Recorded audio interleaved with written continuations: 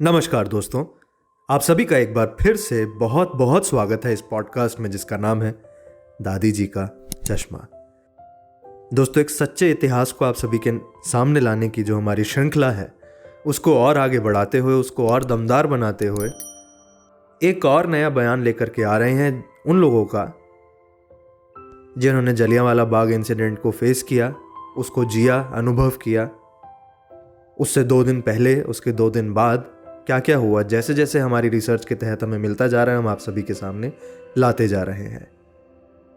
ये जो बयान है, ये एक छोटी सी कच्ची उम्र का लड़का, 17 साल का नथी, जिनका नाम है बशाशर दास के पुत्र हैं ये। इनकी जाति खत्री है। लाला हरदयाल दुर्गा दत्त की ये दुकान के कर्मचारी थे, पुराना बाजार अमृतसर में। आइए जानते हैं नथी का क्या कहना है इंसिडेंट पर। हम मार्शल लॉ के दौरान जब बाजार में आए, लोगों को जो उनके परिजनों के साथ ना वो गिरफ्तार किया गया था, तभी मुझे भी गिरफ्त में ले लिया था इन्होंने। कुछ 8-10 साल की उम्र के लड़कों को भी गिरफ्तार किया था। हाँ, अब हम सभी को ना उन्होंने कोतवाली में रात 8 बजे तक हिरासत में रखा।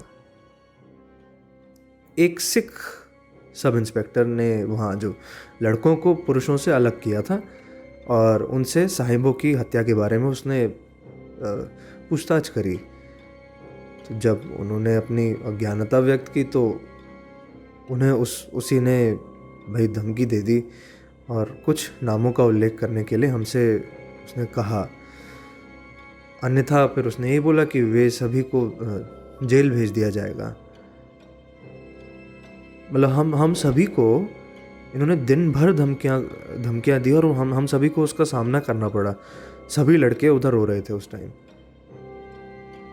तो फिर बाद में देर रात हमें जाने की इन्होंने अनुमति भी दी, पर सभी जो नियोक्ताओं को जो इन्होंने बताया गया कि जब तक वे दूसरे दिन साहब की हत्या के बारे में जानकारी नहीं दे देते, उन्हें कर्नल के सामने पेश किया जाएगा। और फिर से ये पकड़ करके हम सभी को हमें किले में भेज देंगे। और ये ऐसे हमको धमकी दे रहे थे कि हमें फिर से किले में भेज दिया जाएगा, तो चुपचाप ये जो साहिब की हत्या है उसके बारे में जानकारी दे दो। ऐसे करके हम सभी को उन्होंने पकड़ के डराते थे, धमकाते थे। दोस्तों, ये बयान था नथी का। आज के ज़माने में आज हमारे किसी छोटे बच्चे को, हमारे घर के परिवार के 15-17 साल का कोई थप्पड़ भी लगा दे तो सोचिए क्या प्रतिक्रिया होगी अगर हम उसको अपने बच्चे पर लेते हैं। तो यहाँ इस छोटे से बच्चे को अंदर डाल दिया गया और जो भी इसके साथ दुर्व्यवहार हुआ, प्रेशर डाला गया। मुख्य बात यह कि बिना किसी भी अपनी गलती के। तो ऐसे भी एक दिन थे, ये बूंद करके बूंद बूंद इकट्ठा होकर के सागर बना, जिस वजह से हमारा देश आजाद हो पाया।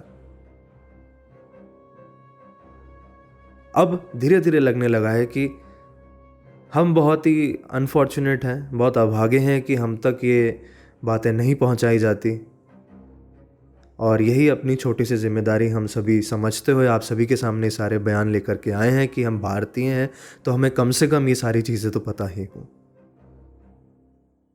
इसी तरह से इतने इत्मीनान के साथ हमें सुनने के लिए आप सभी का बहुत बहुत शुक्रिया। जिस तरह से आप हमें प्यार दे रहे हैं उसी तरह से दीजिएगा, देते रहिए। और हर बार की तरह केवल 2-4 मिनट आराम से बैठें और प्रार्थना करें कि जिन लोगों ने पीछे जितना भी काम किया, जिसकी वजह से आज हम आज़ाद घूम पा रहे हैं, उन सभी को धन्यवाद करते हुए और कोरोना के लिए भी प्रार्थना करते हुए कि हम जल्दी इससे मुक्त हो और एक कोरोना फ्री वर्ल्ड में अच्छे से जी सकें। आप सभी का इस बयान को सुनने के लिए तहे दिल से बहुत बहुत शुक्रिया। अपना, घर वालों का, आसपास वालों का अच्छे से ख्याल रखिएगा। फिर मिलेंगे जी।